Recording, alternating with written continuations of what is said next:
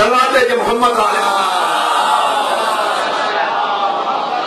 اور جو فرمانا ہے تو ابو بکر البغدادی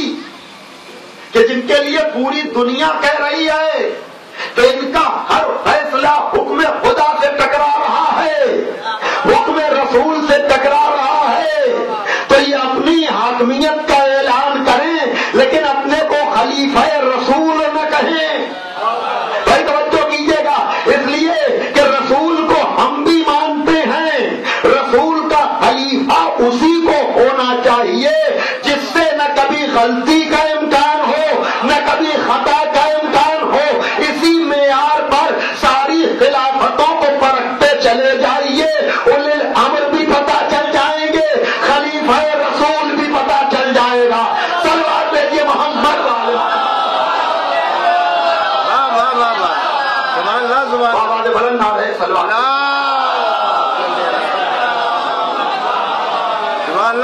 اس لیے کہ کوئی اسلام نہیں کہتا، کوئی اسلام نہیں کہتا کہ تم اپنے مخالفوں کو جو ہے وہ مار دو، اسلام اس کی اجازت نہیں دیتا۔ تو اگر ابو بکر البغدادی اسلام کو بدنام کر رہا ہے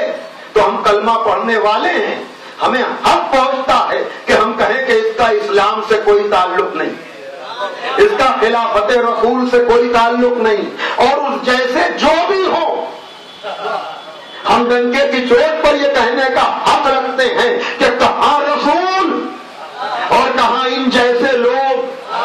صلوات ہے کہ محمد آل محمد پر۔ اس لیے کہ ہمارا رسول تو وہ ہے کہ اگر اس نے یہ محسوس کیا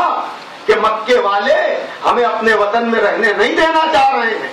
تو اس نے لڑائی نہیں کی، اس نے کہا تم مکے میں رہو، ہم مدینے چلے جائیں گے۔ بھائی توجہ کیجیے گا، وہ لوگ جنہیں رسول کی جنگیں نظر آتی ہیں، اگر رسول کے مزاج میں تشدد ہوتا تو مکے میں رہ کر رسول کے لیے لڑنا آسان تھا۔ بھائی توجہ کیجیے گا، لیکن رسول نے کہا تمہیں ہماری بات اچھی نہیں لگتی تو ہم مکہ چھوڑ کر مدینے چلے جاتے ہیں۔ اب مدینے تک جا کر چڑھائی کی، تب پیغمبر نے اپنا دفاع کیا، تب پیغمبر نے اپنا دفاع کیا، اور یہ پیغمبر کے مزاج اور رجحان کا پتہ چل رہا ہے کہ جب فاتح بن کر یہی نبی یہی رسول مکے میں داخل ہوا تو سفید پرچم بلند کر کے بتا دیا کہ کسی کو گھبرانے کی ضرورت نہیں ہے، کسی کو پریشان ہونے کی ضرورت نہیں ہے، آج میں نے سب کو امان دے دی ہے۔ تو اتنا مزاج میں امن ہے کہ وطن میں رہ کر اگر کوئی سنتا نہیں تو وطن چھوڑنے کو تیار، اور جب فاتح بن کر مکے میں آتا ہے تو حملہ کرنے کو نہیں، سب کو پناہ دینے کو تیار۔ تو اے دنیا والوں، اے ہندوستان والوں، اگر اسلام کے نام پر کوئی تمہیں دھوکہ دے، چاہے کوئی بادشاہ بنے، چاہے کوئی خلیفہ بنے، چاہے کوئی حاکم بنے، تو اس کا کیریکٹر اور کردار محمد صاحب اور ان کے گھر والوں کے کردار سے ملا لینا، اگر اس سے مل جائے تب تو قبول کر لینا، ورنہ کوئی کسی نام سے آئے سمجھ جانا کہ یہ محمد صاحب کے نام پر حکومت کرنا چاہتا ہے، اس کا محمد سے کوئی رشتہ نہیں ہے۔ صلوات ہے محمد والے آواز بلند نہ رہے، صلوات ہے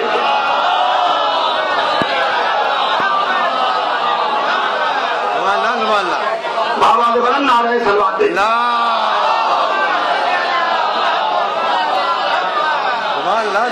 یہ کہ وہاں پیغمبر کی سیرت، پیغمبر کی سنت جو ہے محمد صاحب نے جو بتایا ہے اس کا جو اپنا طریقہ ہے، تو انہوں نے کبھی بھی اور وہاں پاس بیٹھنے والے بھی ان کی باتوں کو سمجھ نہیں پاتے تھے، ساتھ بیٹھتے تھے۔ مطلب ایک شخص آیا پیغمبر کے سامنے، اس نے یہ کہا کہ آپ یہ ہیں یہ ہیں یہ ہیں یہ ہیں یہ ہیں، تو زبان کو نہ جاننے والے سمجھے کہ یہی زبان کی بات ہو رہی ہے۔ بھائی توجہ کیجیے گا، پھر میں جملے کی تکرار کروں، زبان کو نہ جاننے والے سمجھے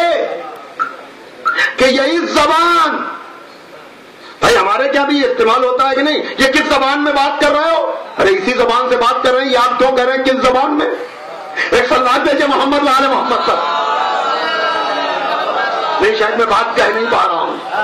بھائی توجہ کیجیے بھائی جو یہ بات کہی جاتی ہے ارے آپ کس زبان میں بات کر رہے ہیں ارے اسی چمڑے کی زبان سے بات کر رہے ہیں آپ سمجھ نہیں پا رہے ہیں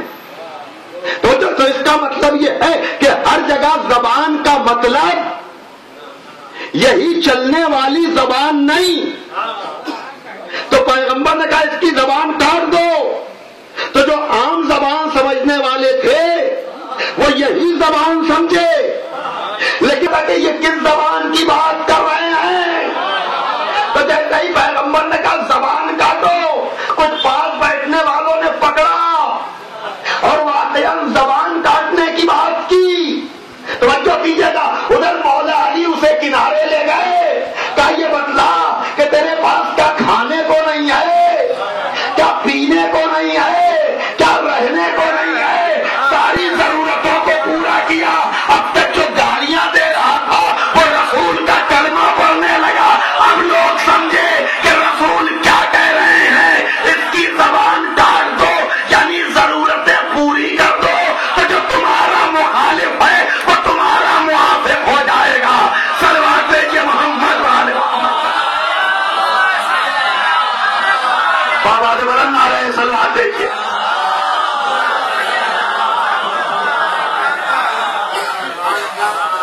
ایک اور صلوات دیکھیے آپ ذرا محمد جو پیغمبر کا دین جو پھیلا ہے وہ تلوار کی وجہ سے نہیں وہ پیغمبر کے اخلاق کی وجہ سے پھیلا ہے